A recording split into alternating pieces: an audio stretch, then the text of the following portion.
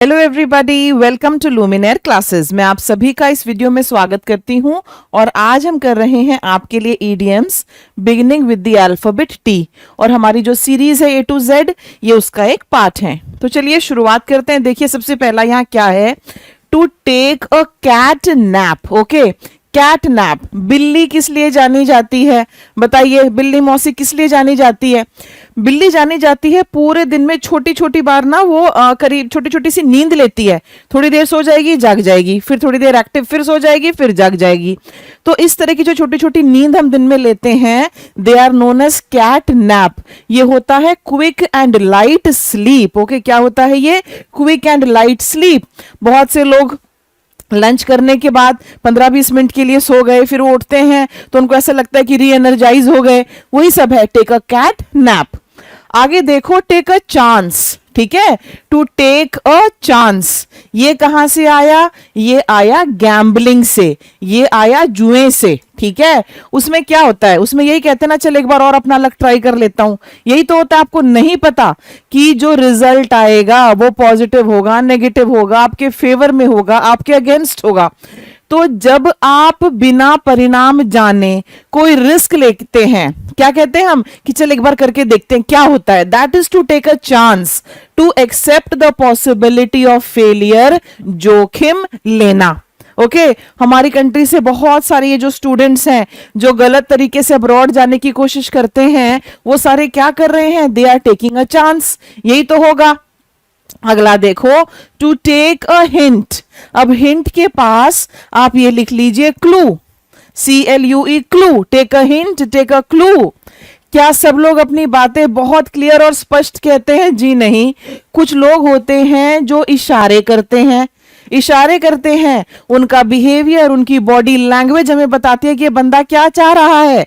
अगर कोई आपका फोन काफी दिनों से नहीं उठा रहा है, ओके, और आप उसको दिन में 3-3 4-4 कॉल कर रहे हैं, उसने मिस्ड कॉल तो देखी होगी, वो फिर भी नहीं उठा रहा है, तो इसका क्या मतलब हुआ? कि वो आपसे मिलना नहीं चाहता है। आप किसी के घर गए, वो ज्यादा वार्मली वेलकम ना करे, ओके, और वो कहे ओ मुझे नींद आ रही है, उबासी लेने लगे, आपको जाने के लिए थोड़ा ही कह रहा है। ये सब चीजें क्या हैं? ये हैं इनडायरेक्टली बताना, to pick up an indirect suggestion. कोई हिंट लेना, कोई क्लू लेने का मतलब ये है चीजों को समझना। इनडायरेक्ट सजेशन जो दिया जा रहा है उसको भांप लेना, इशारा समझना और उसके अनुसार कार्य करना। क्लियर? नेक्स्ट देख लीजिए, यहां पर क्या है? Talk is cheap. चीप क्या होता है? चीप होता है सस्ता। Okay, talk is cheap, talk is cheap. इसका मतलब क्या हुआ? कहना बहुत आसान होता है, ओके, करना बहुत मुश्किल। समझ में आ गया? कहना आसान होता है, इट इज इजी टू से बट हार्ड टू डू। कहना आसान है, करना मुश्किल। ओके, एक और इडियम है ऐसा ही, easier said than done। ये भी आप यहां पर लिख लो, यानी कि कहना ज्यादा आसान है, करना बहुत मुश्किल। It is easier said than done। Okay, मैं आपसे कहती हूं आप अपने वोकैबुलरी सुधार लीजिए, रोज इतने वर्ड्स कीजिए, इतने मॉक टेस्ट दीजिए, इतने जो है आप रिवीजन कीजिए।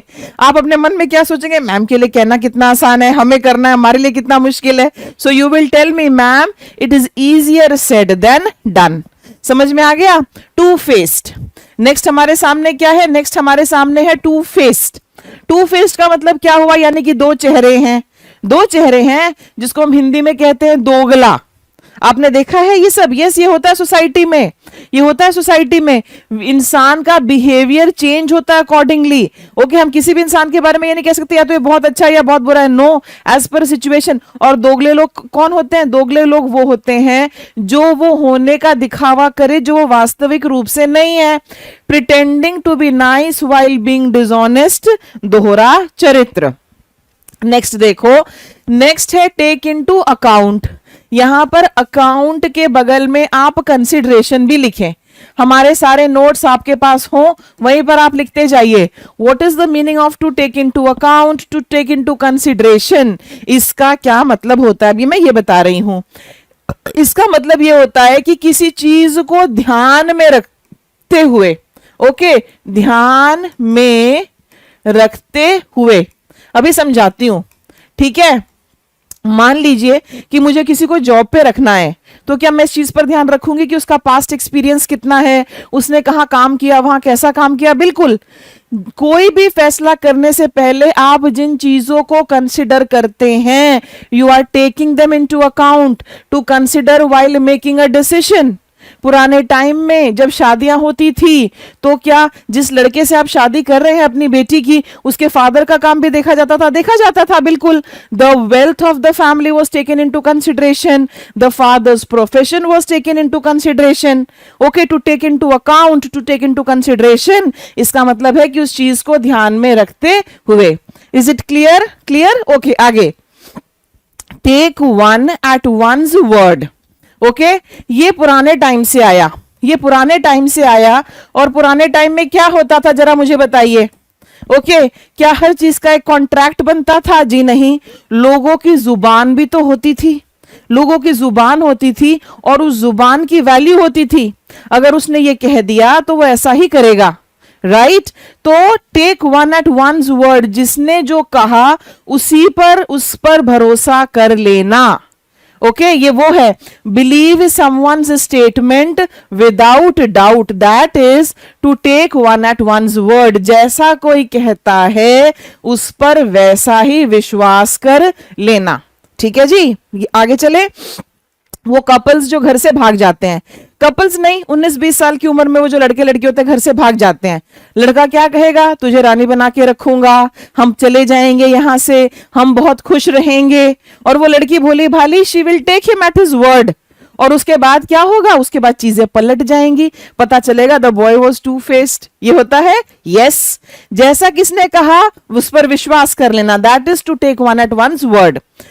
आगे देखिए, take the bull by the horns. ये है आपके सामने bull. What is a bull? Bull सांड होता है, और इस ईडियम में बुल जो है वो प्रॉब्लम को इंडिकेट कर रहा है।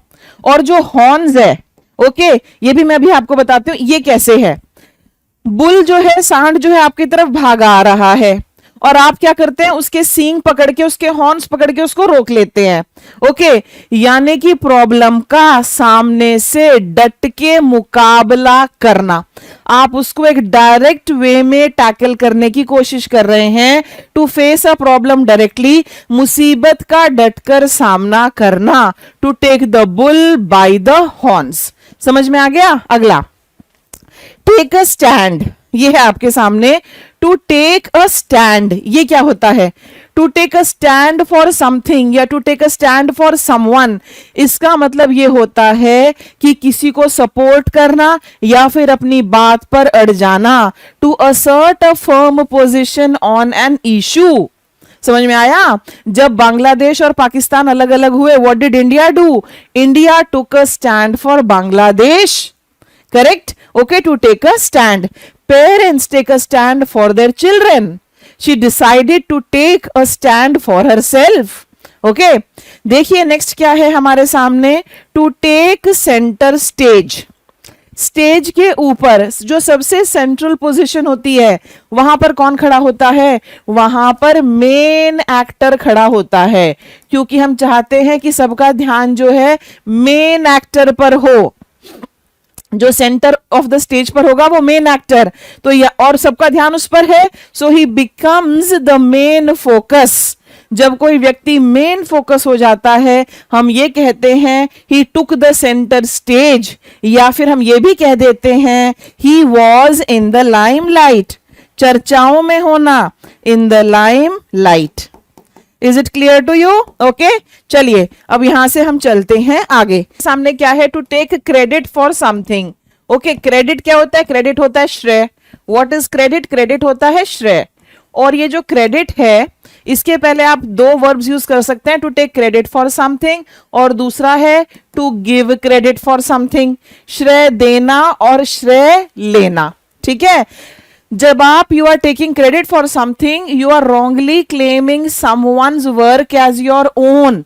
किसी और के काम को अपना बता देना, यही तो होता है। ये सारे कॉपीराइट वाले जो केसेस होते हैं, हम किसी और के काम के लिए कह देते हैं ये तो मेरा है। So we are taking credit, और जब आप किसी को श्रेय दे रहे हैं, यू आर गिविंग क्रेडिट, उसको यानी कहना कि इस चीज के लिए मैं आभारी हूं, इन्होंने मेरी ये मदद की, और वो उस तरह की चीजें। ओके, यहां पर इससे मुझे एक और याद आ रहा है, हमने एस लिस्ट में किया है to steal someone's thunder. To steal someone's thunder, please मुझे बताइए इसका क्या मतलब है। ठीक है, चलिए आगे चलते हैं। नेक्स्ट देखो, टेक ऑफेंस। ऑफेंस आया वर्ड ऑफेंडरे से, ये वर्ड है, शायद यही स्पेलिंग है, OFFENDERE। ठीक है, यही हमारी स्पेलिंग है और यही हमारा वर्ड है ऑफेंड्रे, OFFENDERE। और इसका मतलब क्या होता है, ये वर्ड ऑफेंस से आया। ओके, बहुत बार हम इस तरह से कहते थे, oh I take offence to that, I object to that, यानी इस चीज पर मैं आपत्ति जाहिर कर रहा हूं। इफ आई टेक ऑफेंस यानी कि मुझे बुरा लगा है ये, आप ऐसा ना करें। तो ये वहीं से आया, टू टेक ऑफेंस इसका मतलब होता है to feel insulted, to feel disrespected. Okay, कोई आपके पर्सनल चीजों पे कमेंट कर दे, आपके ड्रेसिंग सेंस पे कमेंट कर दे, तो आप क्या कहेंगे, I take offence to that. बुरा मान जाना, to feel bad, to feel insulted, ये इसका मीनिंग है, अपमानित महसूस करना। Okay, next, take pride in. What is the meaning of to take pride in something? बहुत सारी चीजों पे आपको बहुत फक्र महसूस होता है। मान लीजिए आपका स्कोर बहुत अच्छा आता है एग्जाम में, तो आपको लगेगा वाह मैंने अच्छा काम किया, आप खुद अपनी पीठ थपथपाएंगे, very good very good, right, ऐसा होता है। ओके, जिन चीजों पे आप फक्र महसूस करें वहां पर हम यूज करते हैं I take pride in. I take pride in calling myself an Indian, I take pride in our Indian culture. समझ में आया? Okay, you take pride in your parents achievements. Parents take pride in the achievements of their children, so feel satisfied about an achievement. किसी चीज के बारे में अच्छा महसूस करना। I take pride in the Indian Army. Clear? आगे, take someone for a ride. Okay, ये है आपके सामने number 14, to take someone for a ride. ओके, अब इसका मतलब क्या होता है मैं आपको बताती हूं। 1930s में कभी, ओके 1930s में कभी ये एक स्लैंग हुआ करता था। अगर हम ये कहते थे to take someone for a ride, क्या हुआ करता था ना कि जिनको लूटना हुआ करता था उनको पहले किसी जगह पर ले जाया जाता था। मान लीजिए मेन मार्केट में कोई बंदा स्पॉट किया गया, किसी गैंग ने स्पॉट किया कि इसको लूटना है, वो उसको वहां से ले जाते थे। ओके, बहला फुसला कर ले जाते थे और जब ले जाते थे जहां लेके जाना है वहां जाके लूट लेते थे। वहीं से ये आया to take someone for a ride, यानी कि उसको चीट करना, उसको डिसीव करना, उसको धोखा देना। ओके, ये होता है इसका मतलब, किसी को झूठे सपने दिखाकर धोखा देना। He was taken for a ride by the man. बहुत सारी लड़कियां ये घरों वरों से भाग जाती हैं, बाद में क्या होता है, बाद में पता चलता है वो सब कुछ जो बोला गया था झूठ था। So those girls they were taken for a ride. समझ में आया? क्लियर? आगे, टेक समवन टू टास्क, ये हमारा नेक्स्ट है, to take someone to task. अब इसका मतलब क्या होता है? इसका सिंपल सा मतलब होता है जब किसी को बहुत तेज कड़ी फटकार लगे, किसी को बहुत ज्यादा डांट पड़े, आप अगर नहीं पढ़ाई करेंगे I will take you to task, यानी कि हिंदी में कहते ना तुम्हारी तो आज क्लास लगेगी। क्लास लगेगा मतलब ये थोड़ा ही होता है कि आपको मैं बिठाकर पढ़ाऊंगी, नहीं, आपसे पूछूंगी हाँ ये क्यों नहीं किया, क्यों नहीं हुआ ये। That is to take someone to task. Take something the wrong way, ये है हमारे सामने अगला number 16, to take something the wrong way. Okay, to take something the wrong way ये कहां से आया मैं अब आपको ये बता देती हूं। ठीक है, 18th और 19th सेंचुरी में, 18th और 19th सेंचुरी की जो सोसाइटी हुआ करती थी ना, वो लोग बहुत ज्यादा इंपॉर्टेंस देते थे बॉडी लैंग्वेज को। और बहुत बार क्या होता था, LANGUAGE, ठीक है, और बहुत बार क्या होता था, आपके फेशियल एक्सप्रेशंस और आपकी बॉडी लैंग्वेज को गलत तरीके से इंटरप्रेट कर दिया जाता था। ओके, और पता भी नहीं किस बात पर कोई आपसे नाराज होकर बैठा, आपको इस बात का एहसास भी नहीं होगा, उसने केवल आपकी बॉडी लैंग्वेज वगैरह पढ़ी। ओके, यानी कि और बहुत बार ऐसा भी होता था कि उसने मिस इंटरप्रिटेशन कर दिया। तो take something the wrong way का मतलब यही होता है टू मिस इंटरप्रेट। ओके, उसने जो है गलत तरीके से समझ लिया। टू मिस अंडरस्टैंड समथिंग, किसी चीज को गलत समझ लेना। जब आप अपने टीनेज बच्चों को डांट लगाते हैं, ओके, वो उनको लगता है कि पेरेंट्स हमारे सबसे बड़े दुश्मन है. So are they taking it the wrong way? Yes, they are taking it the wrong way. Clear? अगला, take the bait. Here we have take the bait, BAIT. अब ये होता क्या है मैं आपको ये बताती हूँ. मछलियों को चारा डाला जाता है पकड़ने के लिए. ये हमारा फिशिंग हुक होता है. इसमें यहां पर इस तरह से कुछ बांध दिया जाता है खाने की चीज, और मछली जो आती है जब वो खाती है तो जो हुक है उसके मुंह में फंस जाता है और बेचारी मारी जाती है. ओके, टेक द बेट का मतलब सिंपल भाषा में अगर मैं यही कहूं तो एक तरह से जाल बिछाना, और जब जाल बिछा तो उसमें उसका फंस जाना. जाल बिछा के वो जो हम फंसाते हैं, okay, to fall in for a trick और अ ट्रैप, जाल में फंसना होता है to take the bait. Did you understand? इसका मतलब क्या होता है? Take the bait. एक और लिख लो आप यहां पर, to lay the trap. Lay the trap का मतलब होता है जाल बिछाना. जाल बिछाना, to lay the trap. Clear? आगे, take words out of someone's mouth. Next we have this, take words out of someone's mouth. इसकी हिंदी बताऊं आपको, आपने पक्का सुनी होगी. आपने तो मेरे मुंह की बात छीन ली. मेरे मुंह की बात अगर आपने छीन ली, यानी कि जो मैं कहने वाला था वही आपने कह दिया. ये वही है, to take words out of someone's mouth, say exactly what another person was thinking. किसी के मुंह की बात छीनना. Clear to you? आगे, take to something like a duck takes to water. Duck किस लिए जानी जाती है जरा मुझे बताइए. ओके, डक किस लिए जानी जाती है? डक जानी जाती है एक तो वाटरप्रूफ होने के लिए. ओके, आपको याद हो एक बार बारिश के प्रोडक्ट्स आया करते थे, पता नहीं शायद अभी भी आते हो, रेनकोट, अम्ब्रेला वगैरह, और उन सब का नाम हुआ करता था, ब्रांड नेम था डक बैक, बिकॉज वो वाटरप्रूफ थे. यहां पर लेकिन उसका रेफरेंस नहीं है, ये मैंने ऐसे ही थोड़ा सा आपको बताया. Take to something like a duck takes to water, duck की जगह अगर आप फिश भी लिख देंगे तो सेम मीनिंग होगा. हमने किया है ना, like a fish takes to water, जैसे मछली पानी में जाती है. ओके, बत्तख अगर पानी में बत्तख के बारे में ये कहा जाता है कि बत्तख को तैरना सीखने की जरूरत नहीं है. जैसे ही वो पानी में जाती है वो पानी पर तैरने लगती है अपने आप, यानी कि बहुत कंफर्टेबल होना किसी चीज में. Take to something like a duck to water, adept to something quickly, कोई काम करने में बहुत आरामदायक महसूस करना. Is it clear? आगे, take your breath away. Then we have number 20, to take your breath away. अब इसका मतलब क्या होता है? ठीक है, अब मैं आपको ये बताती हूं. रोमांटिक लिटरेचर और पोइट्री में, ठीक है, रोमांटिक लिटरेचर एंड पोइट्री में ऐसा कहा जाता है कि बहुत खूबसूरत चीजें जब आप देखते हैं तो आपकी सांस थम जाती है. हिंदी में भी यही कहते हैं कि उसकी खूबसूरती देखकर मेरी सांस थम गई, और इस तरह की बातें. ठीक है, तो ऐसा लगता है कि जैसे आपसे आपकी सांस ले ली गई. वहीं से आया to take your breath away. वो जो खूबसूरत चीज थी, ऐसा लगता है कि जैसे आपकी सांस है उसके साथ चली गई. ओके, टू बी अमेज्ड और अस्टोनिश्ड. Okay, the beauty of the Taj Mahal took my breath away. when I went to Kashmir and when I saw the beauty there, it took my breath away. Next देख लेते हैं. Next क्या है यहाँ पर देखो, taken by surprise. Surprise का मतलब क्या होता है? सरप्राइज का मतलब होता है चकित हो जाना, चौकन्ना हो जाना. Okay, if anybody is taken by surprise, यानी कि कुछ ऐसा हुआ जिसे सुनकर वो चकित हो गया. टू बी अनएक्सपेक्टेडली शॉक्ड या अमेज्ड. ओके, जब कोई बैक बेंचर एग्जाम टॉप कर जाए, everybody including the teacher, the whole staff, his friends, everybody is taken by surprise. Clear to you? Next देखो, it takes two to tango. ये tango क्या होता है? टैंगो जो है ये एक प्रकार का डांस है. ओके, टैंगो जो है एक प्रकार का डांस है, और ये 1940s का डांस है. और इस डांस में देयर वर टू पीपल, जोड़े में ही होता था ये. ओके, जोड़े में ही होता था.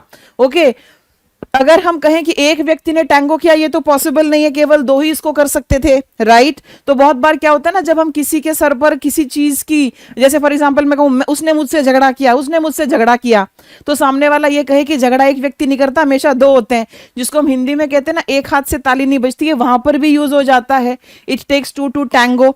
और जिम्मेदारी उठाने के लिए भी ये यूज हो जाता है, where both parties are responsible for a situation, responsibility दोनों को लेनी होगी, एक हाथ से ताली नहीं बजती, यानी कि गलती में दूसरे व्यक्ति का भी हाथ है। क्लियर? आगे, talk of the town. Okay, अब यहां पर टॉक का मतलब क्या है? टॉक का मतलब होता है बातचीत। टाउन का मतलब क्या होता है? टाउन कोई छोटा कस्बा, कोई छोटा शहर वगैरह होता है, राइट। अगर हम किसी चीज के बारे में कह रहे हैं it is the talk of the town, यानी कि ये शहर में चर्चा का विषय है। ऐसा होता है ओलंपिक्स के टाइम में हमारे जो वहां पर एथलीट्स मेडल्स जीत रहे हैं, they are the talk of the town, right. मान लीजिए मौसम में कुछ इस तरह की बहुत तगड़ी बारिश हो जाए, the rain becomes the talk of the town. कोई फिल्म आ जाए, सुपर हिट हो जाए, film becomes the talk of the town. सरकार कोई ऐसा फैसला कर दे, ओके, जो बहुत इंपॉर्टेंट था, वो जो डिसीजन है, वो जो जजमेंट है, या फिर वो जो न्यू लॉ बना है, it becomes the talk of the town. यानी चर्चा का विषय, समथिंग और someone that is widely being discussed, हर किसी की जबान पर होना। समझ में आया? क्लियर? आगे, टॉक गिबरिश। नेक्स्ट है हमारे सामने टॉक गिबरिश, GIBBERISH, गिबरिश। ठीक है, ये गिबरिश होता है, गिबर गैबर से आया। ये वर्ड्स हैं गिबर गैबर, जैसे चिटर चैटर वर्ड है ना, गिबर गैबर। अब गिबर गैबर का मतलब यही होता है कोई खास बात नहीं करना, नॉनसेंस, इसका मतलब ये होता है। तो जो हम ऐसे ही बकर बकर करते हैं ना, वहां पर कहते हैं talk gibberish, to speak in an unclear nonsensical way, बिना सोचे समझे बात करना। क्लियर? आगे है टर्न योर नोज एट, ये हमारा नेक्स्ट है, turn up your nose at. कोई चीज जब हमें पसंद नहीं आती, हमारे एक्सप्रेशंस कैसे होते हैं? एक्सप्रेशंस और बॉडी लैंग्वेज भी तो बहुत कुछ कहती है ना। कोई चीज जब पसंद नहीं आती, यूं हम नाक सिकोड़ लेते हैं, नाक हमारी ऊपर की तरफ चली जाती है। Did the nose turn up? Yes, the nose turned up. यूं हो गया, ये ऐसे ही होता है ना। तो बताओ हम नाक कब सिकोड़ेंगे? व्हेन वी डिसलाइक समथिंग, किसी चीज को जब हम नापसंद करेंगे। Turn your nose up at something. Talk sense, talk gibberish का ठीक ऑपोजिट क्या है? Talk sense. सेंस का मतलब सेंसिबली बात करना, समझदारी से बात करना। Now he is an adult, I expect him to talk sense. Okay, talk sense, to speak rationally, to speak logically, समझदारी से बात करना। Talk through your hat, next जो है टॉक थ्रू योर हैट, इसका मतलब होता है to speak without knowing the facts, बेवकूफी वाली बातें करना। Turn the tables, turn the tables, ये आया है हमारे गेम्स से, वो वाले गेम्स जिनमें टेबल पर होते हैं, जैसे टीटी वगैरह हो गई। ओके, गेम्स से आया। जब बाजी पलट जाती है तब ये यूज होता है टू टर्न द टेबल्स, यानी बाजी पलटना। Clear to you? ओके, ऐसा होता है। सारे लोग क्या कहेंगे कि ओ ये एक्ट्रेस जो है, इसका अब कमबैक नहीं हो सकता, इसकी फिल्म बुरी तरह से पिट गई है। एक्ट्रेस जाएगी, थोड़ा सा अपने ऊपर काम करेगी और नेक्स्ट फिल्म इसकी सुपर हिट हो जाएगी। So what did she do? She turned the tables on the critics. समझ में आया? यानी कि एक सिचुएशन को रिवर्स कर देना, बाजी पलट देना। दो लोगों में लड़ाई हो रही है, एक के पीछे आकर कोई स्ट्रॉन्ग सा बंदा जो है वो स्टैंड ले लेता है, क्या हो जाता है? The tables are turned. यही होता है। क्लियर? टीचर्स पेट, ये सब तो आपने छोटी क्लासेस से ही सुना होगा। टीचर्स पेट कौन होगा? टीचर का favourite. A student favoured by the teacher, अध्यापक का पसंदीदा बच्चा। Turn out for the best. Okay, ये देखिए आपके सामने क्या है, it turned out for the best. कभी कभी क्या होता है कि सिचुएशन बैड होती है, लेकिन अंत में जाकर वो हो जाता है जो सबसे अप्रोप्रिएट था, सबसे सही था, यानी कि resulting in a good outcome. अंत में अच्छा हो जाना, अंत में अच्छा हो जाना, that is the meaning to turn out for the best. Clear? आगे यहां पर आपके सामने है turn over a new leaf. Turn over a new leaf, पेड़ों पर नए पत्ते कब आएंगे? पतझड़ के बाद नए पत्ते आते हैं, छोटा सा एक बहुत ही प्यारा सा आप हरे रंग का पत्ता देखेंगे, फिर वो बड़ा होगा, एटसेट्रा एटसेट्रा, राइट। तो वो जो नया पत्ता है वो एक नई शुरुआत को सिंबलाइज करता है, इंडिकेट करेगा। ये वही है, to start a fresh with a better approach, अपना व्यवहार बदलना, to turn over a new leaf. Clear? Next, teaming with activity. Next हमारे सामने यहां पर क्या है? नंबर 32 जो है वो है टीमिंग विद एक्टिविटी। टीमिंग का मतलब क्या होता है? टीमिंग का मतलब होता है किसी चीज से भरा हुआ होना, यानी कि फुल ऑफ समथिंग। तो टीमिंग विद एक्टिविटी क्या होगा? टीमिंग, ओके, भरा हुआ होना यानी कि ओवरफ्लो। और किस चीज से ओवरफ्लो हो रहा है? ओवरफ्लो हो रहा है एक्टिविटी से, हलचल से। The railway station was teeming with activity. The examination center was teeming with activity. The honeybee's comb is always, the hive is always teeming with activity. Full of energy, full of action. जहां बहुत ज्यादा सक्रियता हो. During early morning 8 to 9, our society's gym is teeming with activity. Clear? आगे. Think outside the box. ये है think outside the box. ये बहुत यूज होता है, आपने सुना होगा। नहीं सुना? अभी सुन लेंगे, कोई बात नहीं। नहीं भी सुना तो अभी सुन लेंगे। बॉक्स क्या है? ये डब्बा है जी हमारा, ये हमारा डब्बा है, ओके। हम किसी समस्या का समाधान इस बॉक्स के अंदर ही ढूंढे जा रहे हैं, लेकिन हमें नहीं मिल रहा है। फिर कोई कहेगा think out of the box, यानी कि कोई क्रिएटिव तरीका अपनाओ, नॉर्मल तरीके से मत सोचो। ये इसका मतलब होता है टू थिंक क्रिएटिवली। जो पैटर्न ऑलरेडी सेट है ना थिंकिंग का, उसके बाहर, यानी कि अलग तरीके से सोचना, to think outside the box. Clear? आगे, टर्न अ ब्लाइंड आई। ये है हमारे सामने number 34, turn a blind eye. Okay, एक व्यक्ति थे जिनका नाम था एडमिरल नेल्सन। Admiral Nelson. और ये जो नेल्सन साहब थे ये ब्रिटिश नेवी में थे, ठीक है। और इनको श्रेय दिया जाता है, he is given credit for winning a lot of battles for Britain. और एक इनकी आंख खराब थी, blind, he was blind in one eye. तो ऐसा कहते हैं, ऐसा कहा जाता है इनके बारे में कि इनको जब ये इंस्ट्रक्शंस दिए जाते थे ना और उनको वो इंस्ट्रक्शन नहीं मानना होता था, तो ये क्या करते थे, वो जो ब्लाइंड आई थी ना उस पर टेलीस्कोप रखकर देख लेते थे और इनको कुछ नजर नहीं आता था। तो एक तरह से इसका मतलब क्या हुआ? इसका मतलब ये हुआ कि किसी चीज को अगर आप अनदेखा करना चाहते हैं तो आप उस तरफ नहीं देख रहे हैं, यही तो इसका मतलब हुआ। तो टर्न अ ब्लाइंड आई का मतलब होता है जानबूझकर, इंटेंशनली टू इग्नोर समथिंग, किसी चीज को अनदेखा कर देना। Clear? Next, turn the other cheek. ये आया बाइबल से और ये किस चीज पर फोकस करता है? ये फॉरगिवनेस पर फोकस करता है। Forgiveness, okay. किसके स्थान पर forgiveness? In place of revenge. आपको बदला नहीं लेना है, आपको फॉरगिव करना है, माफ करना है। बापू ने क्या कहा, गांधी जी ने क्या कहा? कोई एक गाल पे चाटा मारे दूसरा गाल आगे कर दो। ये वही है टर्न द अदर चीक। चीक मतलब गाल। टेस्टिंग टाइम्स, टेस्टी सिचुएशन, ये दो आ गए हमारे सामने। Testing times, tasty situation. Testing, testing होता है परीक्षा लेना, ओके। अगर समय हमारी परीक्षा ले रहा है, यानी we are going through periods of great difficulty, okay. जब बुरे समय से हम गुजरते हैं, किसी की जॉब चली जाए, he is going through testing times. किसी की हेल्थ खराब है, he is going through testing times. ऐसा होता है कोरोना के टाइम में, the world was going through testing times.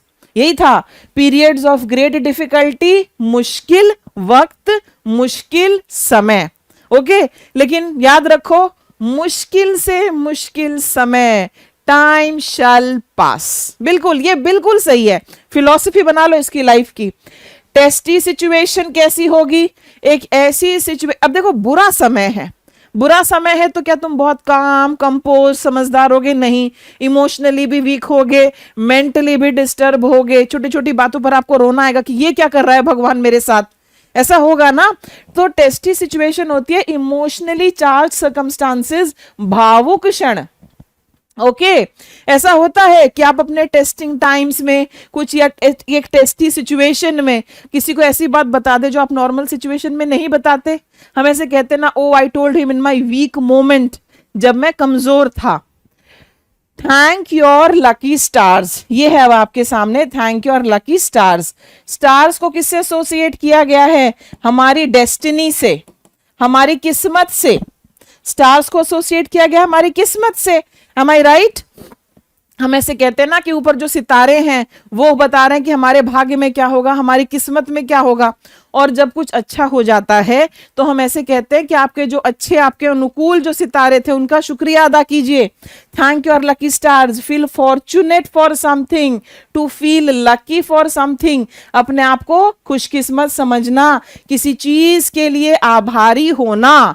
Thank your lucky stars. समझ में आया? When you will be out of the testing times, you will thank your lucky stars. Clear? Next देखो, that cuts no ice with me. इसका मतलब होता है कि मैं इससे प्रभावित नहीं हुआ, इसका मेरे ऊपर कोई असर नहीं हुआ। That rings a bell. Okay bell, पुराने टाइम में घंटी बहुत होती थी, चर्च में बज रही है, स्कूल में बज रही है। ओके बहुत सारी जगह जो है ये घंटी बजा करती थी। ठीक है, तो अब यहां पर बताइए आप इसका मतलब क्या होगा? That rings a bell.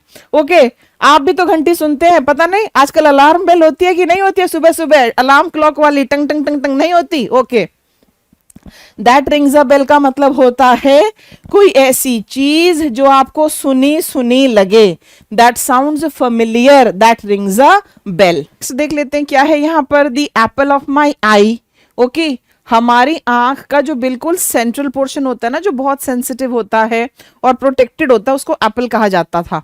तो वहां से ये आया, apple of my eye, someone very very dear and special, क्योंकि हमारी जो आंखों का वो सेंट्रल पोर्शन है वो काफी ज्यादा इंपॉर्टेंट है हमारे लिए। Okay the grandchild is the apple of the eyes of the grandparents, जो बहुत ज्यादा प्यारा हो। Okay my children are the apple of my eyes. The ball's in your court. Okay ball, गेंद, court आपको पता ही है, ये टेनिस से आया। अगर मैंने गेंद को तुम्हारी तरफ कर दिया है, इट्स इन योर कोर्ट, तो अब तुम्हें अपनी बारी चलनी है, यानी कि जो फैसला होगा वो अब आपको करना है। The next decision is up to you. I have told you the terms and conditions, now the ball is in your court. I have told you the reality, now the ball is in your court. I have made the payments, now the ball is in your court. मतलब कि अब फैसला तुम्हारे हाथ में है। Is it clear? Next, फैसला तुम्हारे हाथ में है। The best of both worlds. Okay, और यहाँ पे जो worlds हैं ये contrasting है। Okay, contrasting worlds हैं ये। फाइन। जब हम यूएस वगैरह की बात करते हैं तो वहां के जो हमारे इंडियंस है वो क्या कहते हैं? वो ये कहते हैं कि नहीं, वहां पर हमारे पास हेल्प नहीं है, हमें सारे काम खुद करने पड़ते हैं, पैसा बहुत है पर हेल्प नहीं है। हम इंडिया में कहते हैं हमारे पास हेल्प बहुत है पर हमारे पास पैसा नहीं है। ओके तो उसके बाद मैं दुबई गई, दुबई जाकर मैंने क्या देखा भाई, उनके पास हेल्प भी है, उनके पास पैसा भी है, उन्होंने बेस्ट ऑफ वेस्ट और बेस्ट ऑफ ईस्ट का कॉम्बिनेशन बना दिया। तो they have the best of both world's. कभी कभी एक कॉन्ट्रास्टिंग सिचुएशन जो होती है उसमें दोनों के फायदे ले लेना, that is the best of both worlds. Benefiting from two different situations, दोनों हाथों में लड्डू। ओके जो हमारी वर्किंग विमेन होती हैं वो क्या शिकायत करती हैं? वो ये कहती है हमें मैटरनिटी लीव नहीं मिलती, बच्चा घर में छोटा है, अकेले परेशान हो रहे हैं। मैं ऐसी ऐसी अपनी फ्रेंड्स को जानती हूँ जो गवर्नमेंट जॉब्स में हैं और उन्होंने काफी लंबी छुट्टी लेकर जो है बच्चे को बड़ा किया, जॉब भी है, छुट्टी भी मिली। So they had the best of both worlds. Clear? आगे the birds and the bees. Okay the birds and the bees, ये है to talk about reproduction and sex. ठीक है, ये काफी यूज होता है ये फ्रेज। बर्ड्स कैसे अंडे देती हैं, बीज कैसे रिप्रोड्यूस करती हैं। बेसिकली सेक्स और रिप्रोडक्शन को ये इंडिकेट करता है। जब कोई बच्चा जो है ना वो हम उसको बताना चाहते हैं कि दुनिया किस तरह से काम करती है, दुनिया किस तरह से बढ़ रही है, then we say you need to talk to him about the birds and the bees. ये बहुत ज्यादा होता है कि जो हमारे बच्चे हैं उनको इन चीजों के बारे में बताया जाए, वो अज्ञानी है और उनको नहीं पता है और उनको एजुकेट किया जाए। बर्ड्स एंड द बीज। द बबल, बबल क्या होता है? बबल होता है बुलबुला, बुलबुला। और बुलबुला किस चीज के लिए जाना जाता है? फटने के लिए। यस, बुलबुला फटने के लिए तो जाना जाता है।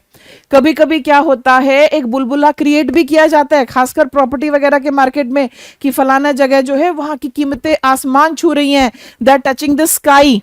और उसके बाद लोग वहां प्रॉपर्टी खरीदते हैं और उसके बाद काफी बार क्रैश भी होता है। कोलैप्स ऑफ अ ड्रीम और एक्सपेक्टेशन, सपने टूटना, वो होता है the bursting of the bubble. Bubble एक तरह से भ्रम को इंडिकेट करेगा, सिंबलाइज करेगा। The butt of the joke, the person who is made fun of. Butt होता है target, TARGET, target. Okay, the butt of the joke, वह इंसान जिसका सबसे ज्यादा मजाक उड़ाया जाता है।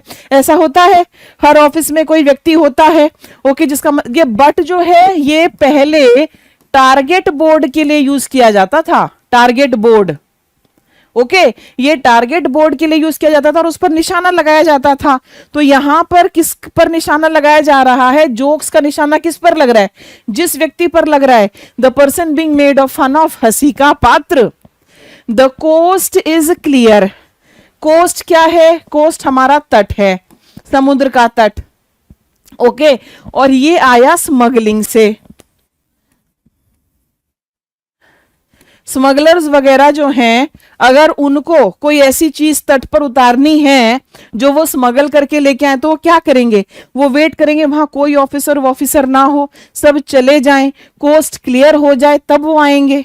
Right, the coast is clear वहीं से आ गया कि कोई भी बाधा, कोई भी खतरा, कोई भी डेंजर नहीं है, रास्ता साफ है। The coast is clear. Is it clear to you? Yes, the coast is clear. The icing on the cake, the icing on the cake, cake जो है as it is एक टेस्टी सी खाने की चीज है, एक टेस्टी सी खाने की चीज है। उस टेस्टी चीज के ऊपर हम आइसिंग भी लगा रहे हैं, वो आइसिंग भी टेस्टी है। यानी कि ऑलरेडी एक बढ़िया चीज को और ज्यादा बढ़िया कर देना, extra benefit on top of something good. आपको प्रमोशन भी दे दे, आपको आपके होम टाउन भी भेज दें, that is the icing on the cake. आपका स्कोर भी बहुत अच्छा आ जाए, आपको आपके पसंद का कॉलेज भी मिल जाए और किसी प्रकार की कोई स्कॉलरशिप भी मिल जाए, that's the icing on the cake. आपकी आपके मनपसंद लड़की से शादी भी हो जाए, वो वर्किंग भी हो जाए, सारे पैसे लाकर आपके हाथ में रख दे, that will be the best of both the worlds, the icing on the cake and everything for you. Clear? Icing on the cake. The more the merrier. ये आया फेस्टिव और कम्युनिटी सेलिब्रेशंस से। फेस्टिव एंड कम्युनिटी सेलिब्रेशंस, बहुत सारी चीजें जो हैं हम ग्रुप्स में सेलिब्रेट करना चाहते हैं। एम आई राइट? यस। तो जो फेस्टिवल्स वगैरह हैं, एक व्यक्ति अकेले घर में बैठा हुआ है, अकेले मना रहा है, मजा आएगा क्या? नो, द मोर, जितने ज्यादा लोग आएंगे उतनी ज्यादा अच्छी सेलिब्रेशन होगी। More people make an event more enjoyable. The more the merrier. Merrier means happier. Clear? आगे, the point of no return. ऐसा होता है क्या? no return. no return का मतलब आप लौट नहीं पाएंगे। कहां से नहीं लौट पाएंगे? एक पर्टिकुलर पॉइंट से, यानी एक ऐसी सिचुएशन आ जाना जहां से चीजों को रिवर्स कर पाना असंभव हो। जहां से चीजों को रिवर्स कर पाना संभव हो। कितने सारे लोग इलीगली दूसरी कंट्रीज में घुस जाते हैं सोचकर वहां तो पता नहीं क्या पैसों का पेड़ लगा होगा। वहां जाकर ओके, उनके पास ना ढंग का पासपोर्ट है, ना वहां रहने के अधिकार हैं, वापस भी आए तो कैसे आए? Then there is a point of no return. Relationships में भी ऐसा हो जाता है, इतनी कड़वाहट आ जाती है, इतनी कड़वाहट आ जाती है कि फिर से नॉर्मलाइज होना संभव। Then it becomes a point of no return. Spot at the right time. देखो लक क्या है? लक यही तो है कि आप सही जगह पर सही टाइम पे सही स्थान पर थे। राइट स्पॉट राइट टाइम, सही समय पर सही जगह पर होना, that is your luck. Sports में भी यही है, बिजनेस में भी यही है। ओके, तो right spot at the right time का मतलब है to be at the best place at the best time, सही समय पर सही जगह पर। मैं आपको इसमें एक एग्जांपल देती हूं। जब कॉल सेंटर इंडस्ट्री नई नई सी थी 1999 2000 के आसपास, ओके, तो उस समय क्या हुआ कि जब हम इस तरह की बातें करते थे ना कि भाई आपकी नाइट शिफ्ट्स होंगी, सब लोगों को जो है रात को जाना होगा, आना होगा, लेकिन आपको पिक करने के लिए, ड्रॉप करने के लिए गाड़ी दी जाएगी, तो बहुत सारे लोग ना इंटरेस्टेड ही नहीं होते थे। ओ रात की जॉब, रात की जॉब, रात की job.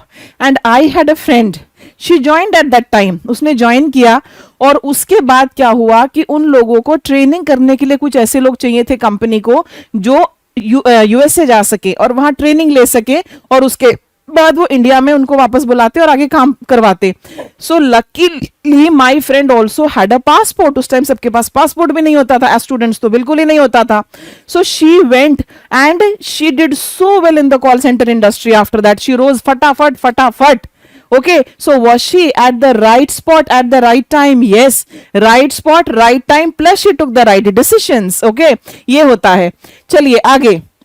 The shoe is on the other foot. The shoe is on the other foot. Okay, इसका मतलब होता है कि सिचुएशन जो है अब वो रिवर्स हो गई है। जो पहले जिसकी चल रही थी, जो पहले पावरफुल था, अब वो नहीं है। जो जूता है अब वो दूसरे पैर में आ गया है। The shoe is on the other foot. Situation has reversed, पासे पलट गए हैं। The tables have been turned. हमने इसी में किया ना, टी लिस्ट में, tables have been turned. Time is ripe. Okay, ripe ये एग्रीकल्चर से आया। राइप का मतलब पकना। फ्रूट को कब तोड़ा जाता है? पेड़ से। फल को कब तोड़ा जाता है? जब वो पक जाए, यानी कि कुछ करने का सही समय आ गया है। Time is ripe, ideal moment to act, काम करने का समय आ गया है। आगे देखिए, थिक एज थीव्स। थीव्स चोर, ये तो आपने सुना होगा, चोर होते हैं हमारे थीव्स। ओके, जो चोर होते हैं उनमें ईमान होता है, ईमान होता है। उनकी बातें बाहर आती है, नहीं आती है, बहुत सीक्रेटिव होते हैं। एक दूसरे आपस में चोर, उनमें ट्रस्ट बड़ा होता है, भले वो दुनिया को लूट के खा रहे हो। राइट, तो यानी कि having a very close relationship. चोरों में भी ईमान होता है, थिक एज थीव्स। क्लियर। अगला देखिए, थिक स्किन्ड। थिक स्किन्ड है मोटी चमड़ी। बताओ मुझे, मोटी चमड़ी क्या होता है? काफी सारे एनिमल्स जैसे कि हिप्पो हुआ, एलिफेंट हुआ, ये मोटी चमड़ी के लिए जाने जाते हैं। इनकी जो स्किन है वो काफी मोटी होती है और इनको फैकिडर्म भी कहते हैं। ओके, ये वाले जो जानवर हैं इनकी स्किन को ये सेंसिटिव नहीं होती। आप उसके ऊपर मारेंगे भी ना तो थोड़ा, अगर आराम से मारें इनको फर्क ही नहीं पड़ रहा। तो वो इंसान जो इमोशनली बहुत सेंसिटिव नहीं है, ओके, भावुक नहीं है, उसके लिए यूज हो जाता है thick skinned. Not easily offended और अफेक्टिव, उसको हम कहते हैं मोटी चमड़ी वाला। Okay, things look Grimm.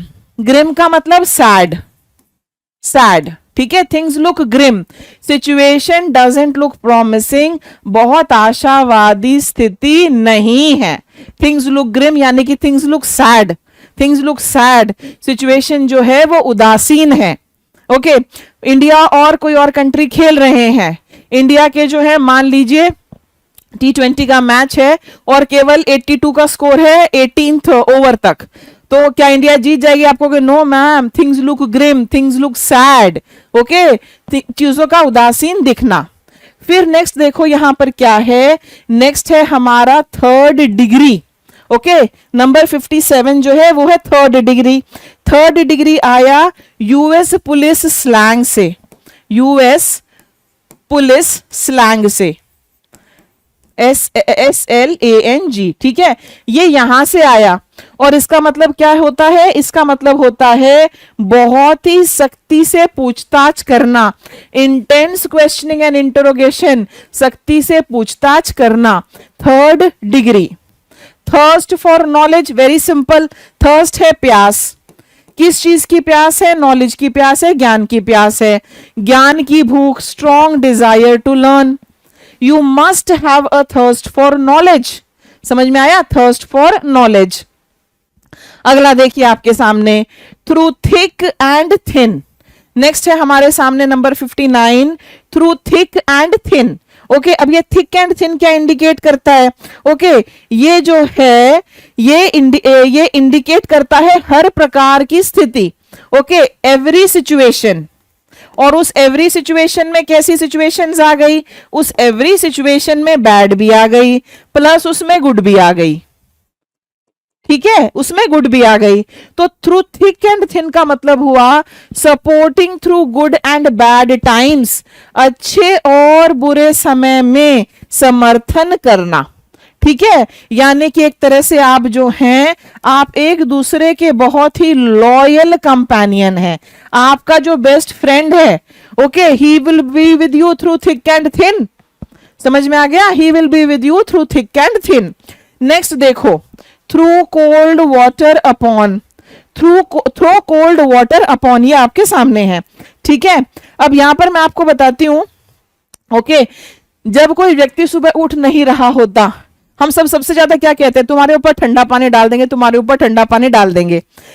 जब आप किसी को डिस्करेज कर रहे हैं तो ये होता है, ओके, ये होता है टू डिस्करेज और डैम्पन एंथुजियाज्म, ठंडा पानी डाल देना, हम ऐसे कहते हैं ना, हमने उसके इरादों पर ठंडा पानी डाल दिया, यानी कि उसको डिस्करेज कर देना, डिस्करेज करना, डिस्करेज और dampen enthusiasm. The gauntlet, okay, gauntlet क्या होता है अभी आपको बताती हूं, और इसका मतलब होता है किसी को चैलेंज करना ओपनली, ये जो है ये इसका मीनिंग होता है, ठीक है। अब गॉन्टलेट जो होता है ये एक प्रकार की आयरन ग्लव्स होते हैं, ठीक है, आयरन ग्लव्स। और पुराने टाइम में अगर जो नाइट्स होते थे, नाइट्स ये राइडर्स वगैरह होते थे ना, ओके, जो नाइट्स होते थे, अगर वो किसी को चैलेंज करना चाहते थे, वो उनके सामने ये आयरन ग्लव डाल देते थे, वहीं से आया थ्रो डाउन द गॉन्टलेट। इसका मतलब होता है किसी को चैलेंज करना, किसी को चुनौती देना, clear.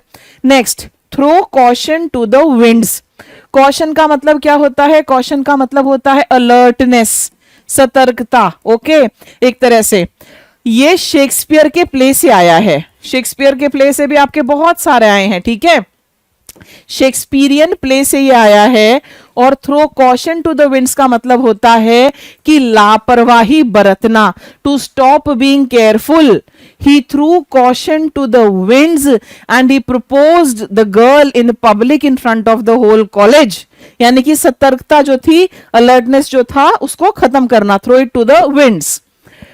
Throw up your hands, अगर आप इस तरह से अपने हाथ खड़े कर देते हैं, पुलिस भी आती है तो क्या कहती है, हथियार नीचे, हाथ ऊपर, ये हो जाता है, राइट, ये हेल्पलेसनेस के लिए है, एक ऐसी सिचुएशन, इस तरह की जो सिचुएशन होती है, अब इसमें आप कुछ कर नहीं पाते, okay, so throw up your hands, इसका मतलब होता है फ्रस्ट्रेशन दिखाना, समर्पण दिखाना, हेल्पलेसनेस इंडिकेट करना, दैट इज द मीनिंग, हाथ खड़े करना, क्लियर टू यू। आगे, throw your weight around, throw your weight around, यानी कि आपकी जो पावर है उसको एक अग्रेसिव वे में सामने वाले के सामने पेश करना। अगर कोई व्यक्ति लंबा चौड़ा है, ही हैज वेट, ओके, और कोई व्यक्ति जो है जो एवरेज सी हाइट का है, ये बड़े वाला उसको कैसे डराने की कोशिश कर सकता है, अपने फिजिकल अपीयरेंस से। So if anybody is throwing their weight around, it simply means कि वो इन्फ्लुएंस करने की कोशिश कर रहा है, clear. Throw in the towel, ये आया हमारे सामने, ये कहां से आया, ये बॉक्सिंग से आया, ये बॉक्सिंग से आया, ओके, ये बॉक्सिंग से आया है, to throw in the towel. अब बॉक्सिंग में टॉवल कैसे डाला जाता था मैं आपको ये बता देती हूं, ठीक है। बॉक्सिंग में जहां पर जो फाइटर्स की टीम होती थी, ओके, वो मैच को स्टॉप करने के लिए, मैच को रोकने के लिए जो टॉवल है उसको रिंग में डालते थे। और कब वो मैच रुकवाना चाहते हैं, तब ना जब वो मान ले कि हम हार गए, तो ये वहां से आया, टू एक्सेप्ट डिफीट, प्रयास छोड़ देना, स्वीकार लेना कि हम हार गए हैं, clear. Next, thumbs down, Thums down ये करते हैं ना, एक तो थम्स अप होता है, थम्स अप का मतलब क्या हुआ, थम्स अप का मतलब है fine, we are with you, ये है हमारा थम्स अप। थम्स डाउन, ये थम्स डाउन है, डिसअप्रूवल, पसंद नहीं करना। ये मत कहना मैम हमें ये भी नहीं आता, आपके व्हाट्सएप में बाकी सब जगह साइन है ना, ओके, एक्सप्रेस डिसअप्रूवल, नापसंद करना। when you turn up your nose at something, you also give it a thumbs down, right? Tighten the purse strings, Titan, tight करना, पर्स स्ट्रिंग्स, ये मेरा पर्स है, अगर मैं इसकी स्ट्रिंग टाइट करूंगी तो ये बंद हो जाएगा ना, इसका बाहर पैसे निकलने का जो मुंह है वो बंद ही हो गया। यानी कि अगर हम टाइट कर रहे हैं पर्स स्ट्रिंग्स को, एक्सपेंसेस कम करना, पैसे बचाना, बचत करना शुरू करना। आगे देखो, टाइटन द स्क्रूज। स्क्रूज होते हैं पेंच। स्क्रूज क्या होते हैं? स्क्रूज होते हैं पेंच। करेक्ट। अगर मैं कह रही हूं कि पेंच कसना, यानी कि प्रेशर और ज्यादा डालना, दांव बढ़ा और ज्यादा जो है उस पर दबाव बनाना। टू टाइटन द स्क्रूज, किसी पर प्रेशर क्रिएट करना, tighten the screws. Tighten your belt, ठीक है, टाइटन योर बेल्ट, ये होता है कम खर्चे में जीना, कम खर्चे में जीना। टाइट फिस्टेड, फिस्ट क्या है? आपकी मुट्ठी। आपकी मुट्ठी अगर ये टाइट है, ये खुलती ही नहीं है, ये खुलती नहीं है, टाइट ही रहती है, बंद ही रहती है। इसका मतलब क्या हुआ? आप खर्चा करना पसंद नहीं करते। हम ऐसे कहते हैं ना, उसका बड़ा खुला हाथ है, उसकी मुट्ठी तो कभी खुलती नहीं है, वहीं से आया। जो बहुत कंजूस होगा, एक्सट्रीमली माइजरली होगा, ही विल बी टाइट फिस्टेड। आगे देखिए, यहां पर है tip of the iceberg. Iceberg क्या होता है? आइसबर्ग जो आइसबर्ग जो है ये बर्फ का पहाड़ होता है। मान लीजिए बर्फ का पहाड़ है, इसका केवल 10% ही पानी से बाहर होता है, 90% पानी के अंदर, 90% पानी के अंदर। हमें केवल ये इसका टिप वाला जो पोर्शन है ये नजर आता है, ये नजर आ ही नहीं रहा नीचे वाला पोर्शन। यानी कि जितनी बड़ी समस्या है उसका अंदाजा ही नहीं होना, केवल छोटा सा पोर्शन नजर आना। A small part of a much bigger issue, बड़ी समस्या का एक छोटा भाग। Next, tit for TET. बहुत सिंपल, टिट फॉर टैट, जैसे को तैसा। तुमने मेरी आंख फोड़ी, मैं भी तुम्हारी आंख फोड़ूंगा। ओके, तुमने मेरे पैसे वापस नहीं किए, मैं भी तुम्हें इक्वल नुकसान पहुंचाऊंगा, जैसे को तैसा। हमने एक और आज क्या पढ़ा कि put the other cheek forward, वो पढ़ा ना कि माफ कर दो, ये उसका ऑपोजिट है। टिट फॉर टैट का eye for an eye, retaliation. Eye for an eye का मतलब क्या हुआ कि आंख के बदले आंख। यस, ये जंगल का कानून है, आंख के बदले आंख। समझ में आ गया? चलिए आगे चलते हैं। टू, यहां पर आ गया टू अ टी। नेक्स्ट है आपके सामने to a T. Okay, tailor जो है वो एक टूल यूज करता है इस टाइप का। ओके, और वो क्या होता है? वो बिल्कुल एग्जैक्ट होने के लिए वो जाना जाता है। तो टू अ टी का मतलब हुआ कोई ऐसी चीज जो परफेक्टली एक्यूरेट हो, जिसमें किसी भी प्रकार का दोष वगैरह नहीं है, बिना किसी दोष के, टू अ टी। नेक्स्ट देखो, ये पूरा लिख लीजिए आप। To err is human, to forgive is divine। ये है पूरा, ये है। ये एर आया एरर से। एरर क्या होता है? गलती। गलती इंसान से हो जाती है। टू एयर इज ह्यूमन, लेकिन उसको माफ कर देना। To forgive is divine. Okay, अगर इंसान से गलती हो जाए उसको माफ कर देना चाहिए। अगर हम माफ कर देते हैं तो हम देवता जैसे हो जाते हैं, ये कह रहा है। ठीक है, to err is human, making mistakes is natural, गलतियां मनुष्य से ही होती हैं। अगला, to your heart's content. Heart क्या है? आपका दिल। कंटेंट, संतुष्टि। Okay, to your heart's content क्या हो गया? आपके दिल की संतुष्टि तक, यानी कि जितना आपका दिल चाहे, जब तक आपका दिल संतुष्ट नहीं हो जाता। When my children were small, okay, उनको पार्क में ले जाओ तो उनको रेत में भी खेलना है, ये भी करना है, वो भी करना है। और मैं बहुत बार जब जाती थी तो कहती थी जितना खेलना है खेलो, मैं कहती नहीं थी कि चलो घर चलने का टाइम हो गया। So they played to their heart's content as much as you desire, आपकी पूरी संतुष्टि तक। नेक्स्ट देखो आपके सामने है टंग टाइड। ओके, टंग टाइड ये है आपके सामने। अब टंग टाइड क्या होता है? टंग टाइड ये जो है ये पुराने टाइम से आया। ओके, और उसमें क्या होता था? पुराने टाइम में ऐसी सजाएं होती थी ना कि इसकी जीभ ही काट दी जाए। यस, ऐसी सजाएं होती थी भाई, हाथ काट दिया, पैर काट दिए, जीभ काट दी, इस तरह की सजाएं जो है वो होती थी। ओके, आगे जाकर जीभ तो नहीं काटी जाती थी, लेकिन उनको होता क्या था कि लोग नर्वसनेस की वजह से बहुत सारी जगह जो है वो बोल ही नहीं पाते थे। ऐसा लगता था कि उनकी जीभ जो है वो बांध दी गई है, इट्स बिन टाइड, वो बांध दी गई है, यानी कि बोल ही ना पाना। During the interview I was tongue tied, समझ में आया? When the police did a 3rd degree treatment on him he was tongue Tide.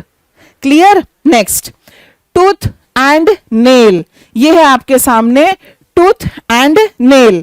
Now what is tooth and nail? Okay, इसका मतलब है विद ऑल फिजिकल फोर्स, जितनी भी आप physical force लगा सकते हैं वो सारी लगा देना पूरी ताकत से।